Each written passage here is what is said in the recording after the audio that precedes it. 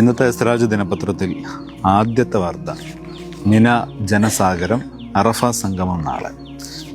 ഈ അറഫ സംഗമം, അറഫ ദിനം വരുമ്പോൾ നമുക്ക് വലിയൊരു പ്രതീക്ഷയുണ്ട്. കാരണം നബി സല്ലല്ലാഹു അലൈഹി വസല്ലം തങ്ങൾ പഠിപ്പിച്ചിട്ടുണ്ട്, ഖൈറു ദുആഇ ദുആഉ യൗമി അറഫ. അറഫ ദിനത്തിലെ ദുആ ആണ് ഏറ്റവും നല്ല ദുആ. നമുക്കറിയാം, ഇപ്പോഴത്തെ കാലത്ത് ഇതിൻ്റെ പ്രസക്തി വളരെ അധികമാണ്.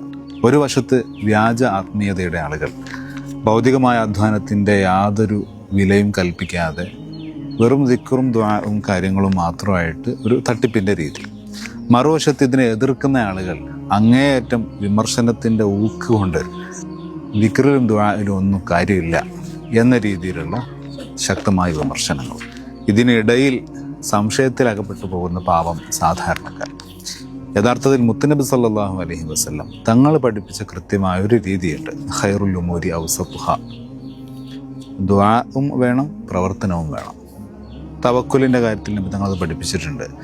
ഒട്ടകത്തെ കെട്ടിയിടുക, ശേഷം അള്ളാഹുവിൽ ഭരമേൽപ്പിക്കുക. പ്രവർത്തനവും പ്രാർത്ഥനയും, ഇതാണ് യഥാർത്ഥത്തിൽ ഇസ്ലാമിൻ്റെ രീതി. ദുആഇനെയും ദിക്റുകളെയും ഒക്കെ പൂർണ്ണമായി തള്ളിക്കളയുന്നത് മുസ്ലിമിൻ്റെ ശൈലിയല്ല.